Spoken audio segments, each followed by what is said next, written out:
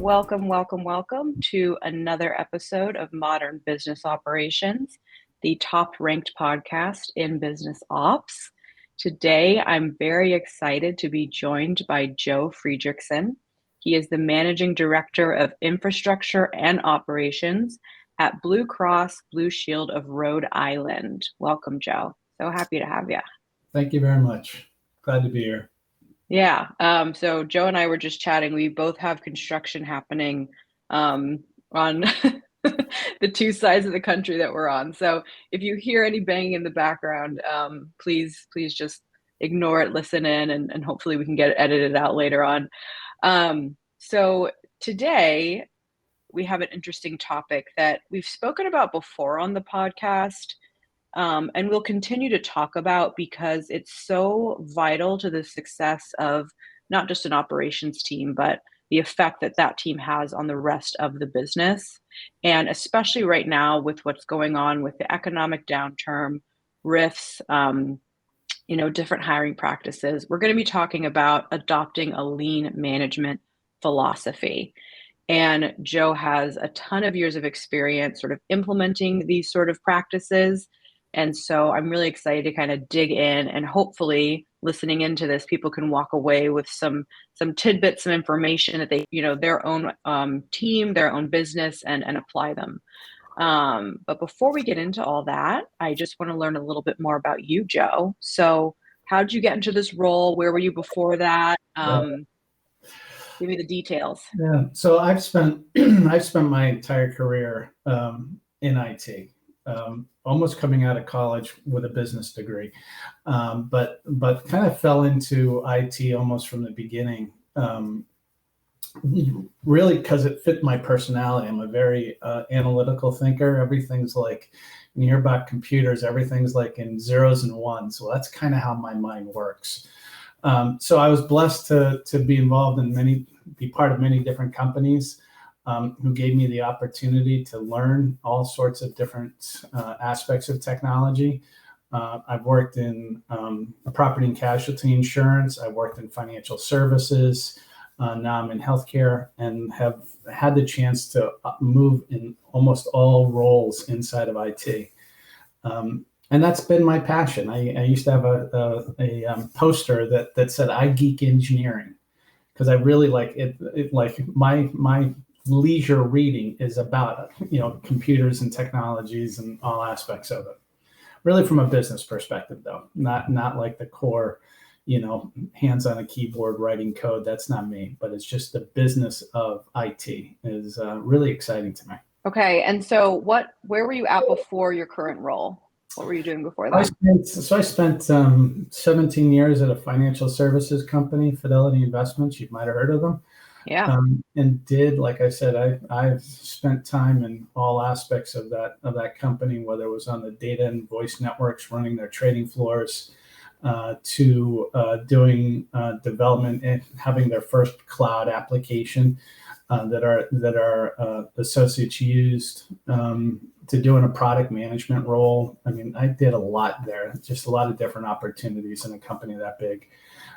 Really taught me, again, like the business of IT. Like, I've always understood IT, but how does that fit into the business and the values and the goals of an organization, and how can IT help facilitate and get there quicker? Yeah. And what was sort of your biggest takeaway from your time there? I mean, you were there for a very long time, and I think a lot of people nowadays sort of jump around a little bit more. So I'm curious, like, staying in one org. And I think that probably the best thing to tell you is, like, I was in that org for 17 years, but I had like 11 different positions. So I actually jumped a lot and Fidelity gave you the ability to do that. And even here at Blue Cross, I came in one side of IT. I'm now on a totally different side of IT. So I always, how I operate, and I've told all my, everyone who I work with, is like every 2 to 3 years I get bored. So I always need some sort of challenge, and a challenge could be technical, business, organizational, whatever the case may be. But I need a challenge. Yeah, I'm with you, and I think 2 to 3 years is sort of the timeline. Yep. So let's talk about agile. So what is everyone sort of understands everyone listening in is going to know what agile is and agile methodology, but what is your definition and why is it so important to adopt it in your opinion? So when I think about the definition of agile, first and foremost, it's product based. So you need to have some sort of product. I love that it's iterative improvements. You're constantly improving the product. It could be, your sprints can be in days or weeks, but it's certainly not months. There's a continuous feedback loop. So everyone knows what each other's doing, whether you're a developer, a scrum master, a product manager, whoever, everyone understands what each other's doing. Part of that is visibility into what you're doing.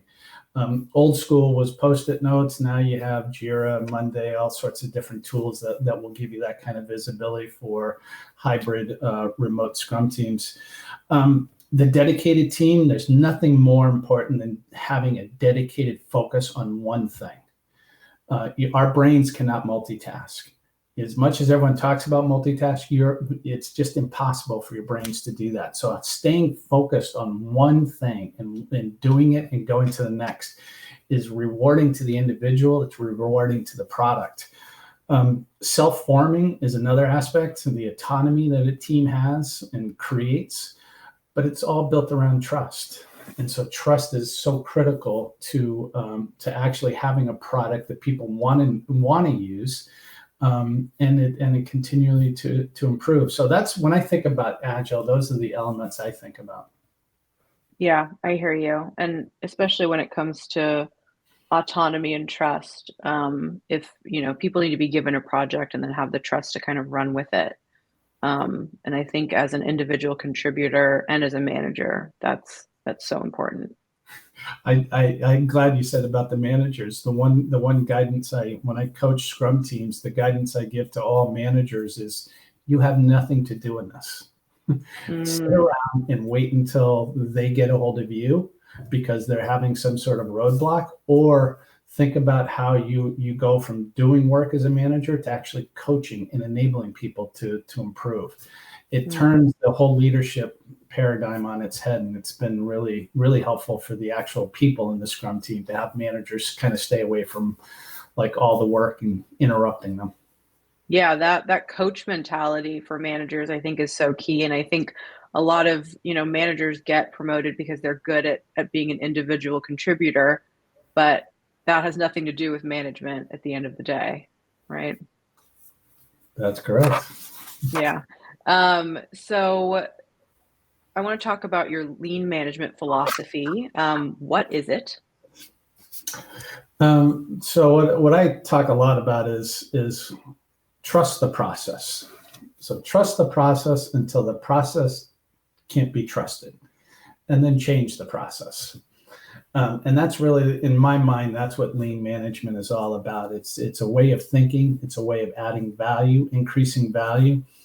It has a view of zero waste. And again, and what I always clarify about waste is you got to eliminate waste because you should never automate waste.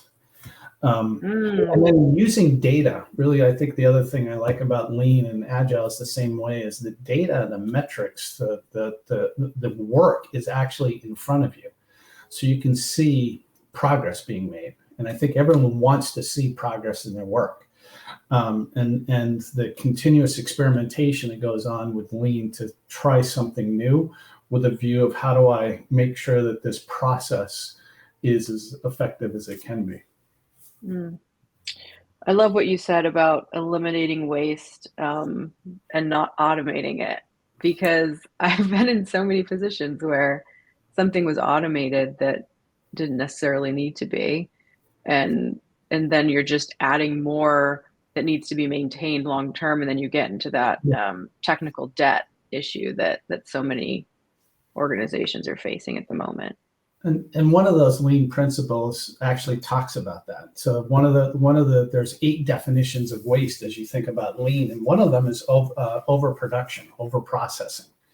So when you automate waste, you're overprocessing, and so that this mentality about how to get things down to the bare bones and really look at it from an end-to-end perspective, and then figure out where all the pain points are, and then just chip away at it. Yeah. That's just making me think about a lot of different processes I have going on. I hope those listening in are doing the same. And how can others sort of implement this into their teams and their org? Like maybe they, they talk about it internally, but there's not really like a formal process in place. Or maybe they tried at some point, but it didn't really work out. Or maybe they're starting from scratch, but where would you recommend they sort of like actually begin? Yeah, there's a lot of buzzwords that I can start throwing your way, but I'll focus on kind of the practice of things. If you look at a process and anything in your operations, you know where the pain points are. You do. Everyone does. But it's really about how do you start to figure out how to address that. So brainstorming around the pain points, like actually sitting down with the people who do the work. And this is very critical to lean management, the people who are doing the work, and ask them about what their pain points are. Leaders, managers don't know. They have a guess, but they don't know. So they have to sit down and have to be open to having a dialogue with their teams about where are those pain points. And I'm going to throw some agile terms around, some lean management, because to me they're very interchangeable at times. But you'll actually, as you have these conversations, and somebody needs to orchestrate this and kind of take notes and do all that kind of diligence, but you'll actually create a backlog of pain points. And that's exactly what you want to hear from your people as a leader. I want to hear where are all your pain points? Tell me. And then go through and take a look at all these pain points and have a conversation about which ones are most most important to take care of, or maybe it's most urgent to take care of. Which ones feel like it's an easy win, like the low-hanging fruit people talk about. Which ones are more complex but might have higher value. Really figure all that stuff out from your backlog, and then just pick one. I talk about focus from an agile perspective. Lean is the same thing. Pick one. Don't pick two. Don't pick three. One. You also, if you're dealing with, if that process deals with external customers, you also might want to have conversations with the customer. So voice of the customer, you hear a lot of people talking about, getting some perspectives from them on where did they feel the pain points. So and I think there's, you got to understand who your quote unquote customer is. Is it the internal people? Is it the, your actually external customers? Right. So there's an activity that anyone can kind of do, and it's easy enough to do. The next piece is define the existing process. So from a lean management perspective, there's this process called a Gemba walk, GEMBA, Gemba walk, and it really translates into go and see. Go and spend time watching the work get done, and see what happens. Is there processes for how that work gets done? And that, even when you ask that question of what's the process, is there like a paper standard operating procedure? Is there something that these people who are doing the work know why they should be doing it? And really understanding all of the other elements of the eight definitions of waste. Where do defects come into play? Are we looking at motion, like how work gets through the system? And some of that relates to the group maybe before you on something that's coming in, or the group after you. So you can't look at just the process you have direct control over. You got to look at your inputs and your outputs. So document all those processes, and that will create this current state view of these things, more like in a picture view, like kind of like a flow chart view of things. Having that visual aspect, some people learn through auditory, some people learn visually. So making sure that you are complementing both sides of that as you're going through this exercise is really critical. But once you have that, then what's the data that you need to further analyze how things are operating. Is it like, what's your cycle time? How long does it take to start and finish? Is that, is that good? Is that bad? How many defects do you have? Are you looking to improve? Maybe there's a customer service process you're looking to improve, and really the outcome of that is increased net promoter scores. From a cost perspective, you're looking to eliminate overtime. So there's something there that you got to figure out is, what is my goal for the improvement? And it could be multitude of goals, but that means you need to be able to measure those. So you got to have some sort of data that tells you the measurements, because that's your baseline. Then you look at, so now you have current state, you understand some pain points, you've heard from the people who are doing the work, your customers, you have some goals for improvement. Then you sit down and you brainstorm ideas. How are we going to fix this? And there's a lot of approaches to brainstorming, but that's basically what you're trying to do, is just brainstorm ideas of how can we fix this? Yeah. Next, you then go is, what does my future state look like? Right? I have my current state. I've chatted about all sorts of crazy ideas I want to do. What's my future state look like? And again, document that. Show it in pictures. Describe it. And then taking all those ideas you brainstormed on how to fix the current process, map those against the future process, and it creates kind of a project plan. I need to do these things. How long do you think we're going to take? And you build out this project plan, and then execute. And then use the data that you've captured, either from your current state or your future state, to show progress that, hey, I got this thing done. Did I get the improvement in cycle time? I got this thing done. Did that improve the net promoter score? I got this thing done. Did that eliminate overtime? And then you continue to focus on it until it's done. Right. And it's done because you've articulated, what's my goal for improvement? Once you're done, great. What's the next thing in your backlog that you want to address? Go rinse and repeat the process. Interesting. So who do you think should be the person in an org shepherding this? Is it a manager of a team somewhere? Is it somebody on that team? Is it people who need to be giving oversight to all of the teams in this? I've seen it done a lot of different ways. Yeah. I've seen it be the manager, a supervisor, team lead of an organization that will orchestrate the methodology. Right, their job is not to have the answers. Their job is to orchestrate the methodology, the practices. So I've seen managers do that. Six Sigma is another. I mean, we're talking lean, but Six Sigma follows very similar processes. Yeah. So I've seen managers do that. Some organizations, and Blue Cross is one of them, we actually have a dedicated lean organization. They will come in and help orchestrate the process. And then I've seen outside consultants come in and basically do the same thing. So it could be any and all. The key thing is just, when you get to the people who are actually doing the work, help educate them on lean management. 8 principles of waste. There's a lot of tabletop exercises you can do, so people have a better fundamental understanding of what waste is. And that way, when you start talking about approaches, they'll have a much better understanding of, hey, I do this, but this other person over here does the same thing, but why is it taking them longer than me? And that's a normal thing for somebody to do. And as what you need to sit there and say is, okay, is their defect quality better, or is it worse? Understanding it. But if somebody's doing something really well and the rest of the team is not, maybe you should look at what that person's doing really well and document it, and then train everyone else on how to do that. So there's some really interesting and easy things that you can start to it starts to crystallize once you're a data-driven organization. So does that help as far as who can drive these? 100%. Yeah.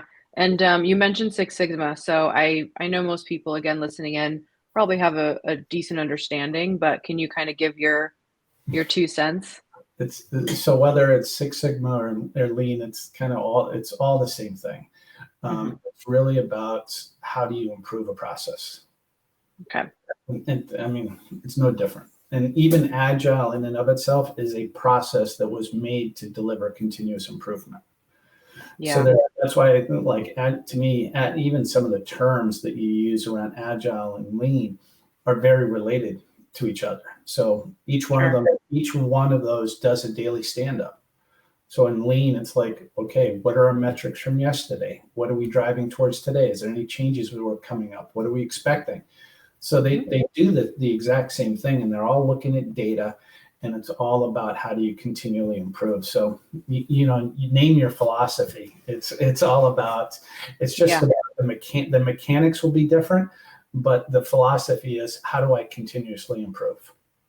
Yeah. Okay. So there's 5 principles, right, of lean management: defining value, value stream mapping, creating flow, establishing pull, and then number 5, continuous improvement. So I want to ask you about continuous improvement. I mentioned this sort of at the top of the chat. In the current economic climate, isn't it difficult to focus on continuous improvement when many people are sort of just trying to stay afloat?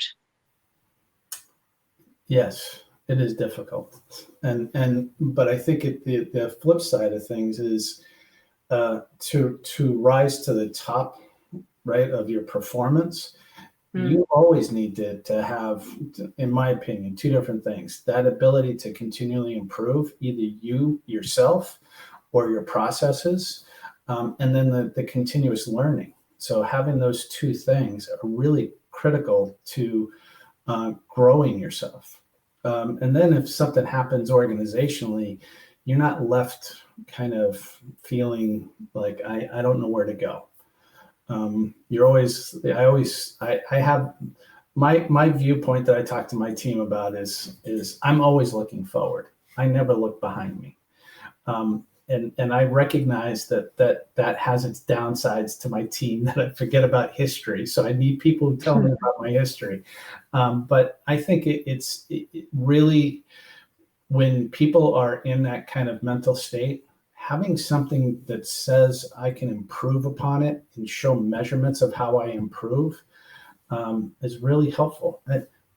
I'll give you a very personal example: having a to-do list. Yeah. You have a list of what I need to do today. You're checking it off as you get done. I mean, that is really helpful for your positive attitude. But it does show you that you're continually, and if some of that is about improvements, you're continuing to improve and you're continuing to deliver. So that's the simplicity of a to-do list, but it's has its basis kind of at the human emotion perspective, and very similar philosophies as Lean Six Sigma. Yeah. Love that. I'm looking at my to-do list right now over here. And I've got all my stuff crossed off for the last few days. So I'm feeling really good this week. And then some weeks, I look back and I'm like, I do half this stuff I said I was going to do. Yep. And then you don't feel as good. Right? Exactly. So I think that's where you got to get out of that funk. And there's ways of doing that. The big one is just start doing it. Like both, whether it's Scrum, Agile, Lean, it's all about start doing. Just do it. Just start trying. And failing's fine. They talk about failing fast and all that good stuff. It is like, I tried something new. I'm measuring it. It didn't achieve what I expected. What did I learn from that? Yeah. And how do I apply that to the next thing? And that methodology is very critical to all these philosophies. Yeah, and it applies to life. So sort of curious, like, what are some of the other ways people can apply lean management to their personal lives? That's an interesting question. That is a very interesting question. I think a lot of it is waste, and I'll talk about some personal things. How much time do you spend on your mobile device? There's all the other stuff that you should be doing in your life. That's, like, to me, that's a definition of waste. And so you need to be able to measure it. There are some tools out there that allow you to measure that and see are you increasing or decreasing your mobile usage? So that's like an easy thing that you can, and then it's like, well, why do I do that? Well, I don't want to think about anything, and this is like mindless stuff to go cruising through. But then you sit there and go, well, geez, I just spent an hour, going through TikTok. Like, I could have been exercising. I could have been reaching out to a friend and having a conversation, right? And like, and the understanding, like, oh, well, that helps my mental well-being when I do those type of things. So that's my outcome I'm looking for, is to increase my health, increase my happiness. Okay, so how do I get there? Oh, well, I start looking at all the stuff I do in my life. Do I need to be doing this? and so there are some practices like that you can apply to your personal life. You're not going to sit there and have all these kind of complex conversations, start drawing stuff out, but really understanding, here's my current state. Here's where I want to be. How do I get there? How do I measure success? Those kind of principles really does apply to a lot of things in your personal life. I think, what you triggered in my mind right there was finances, personal finances. That's another good example. My son's going into college. I was actually thinking through, like, the whole process of getting into college, and there's a lot of waste there, which drives me crazy. But like, there's things that you need to do just in time. So you talk about, the philosophies of flow and pull. A lot of things, like in going to college is like just in time. You have to apply by a certain date. Is there any value in you doing that 3 months in advance? No, because everyone's only going to start looking at your applications on that date. So just in time delivery, and that's kind of the pull aspect of it. Is my son got really good at understanding those two differences. But finances, school, you're not going to sit there and throw all sorts of lean principles on how to raise your children. But you can do that maybe on how to raise a dog to be done, and looking at, so you can take this to crazy extremes, but there are certainly some of these practices about current state and future state and measurements that apply to anything. Yeah, I hear you. That's really helpful to sort of think about it in that robust way. You hear all these stories, for example, like, why did Steve Jobs always wear khakis and black shirts? Eliminating waste. No, he didn't want to have to think about what he was going to wear. Well, that's what I'm saying. Like, the time it takes to think about all this stuff. It's like, I'm just going to wear black and khakis today. So that your mind can focus on other things. And again, that's the extreme.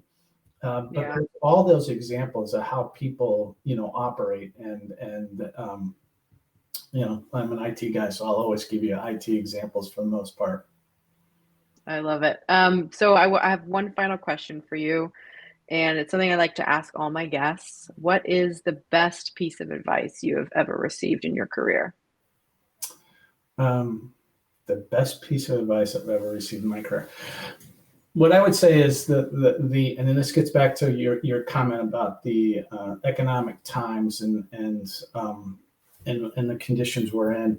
So I had a mentor that actually shared a lot of different things with me. One of them was, he's like, every year I apply for a job outside this company to determine what is my skill sets and my worth, what the market would pay for.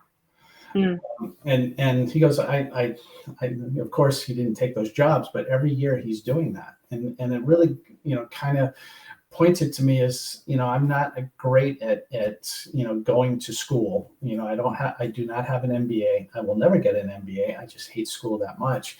But I knew that I had to start doing things as far as industry certifications. Certified Scrum Master, certified Scrum Coach. There's some security. So I did start to focus on getting certifications because that is helpful in where you want to go next. So that was probably and the other one was get a mentor. There's nothing better than having somebody that you can bounce ideas off of. whether that's in your industry, not in your industry, whatever the case may be. But that's the other thing I tell people is I wish earlier on in my career I had mentors who could help me out on how I operate, how I think, where do I want to go next. So those would be the two big things from my perspective. Super helpful. And I think anyone listening in, that's very tangible. They can just take that and run with it. Go get a certification, check out your skills. So thank you, Joe, so much for chatting with me today. I've really enjoyed our conversation.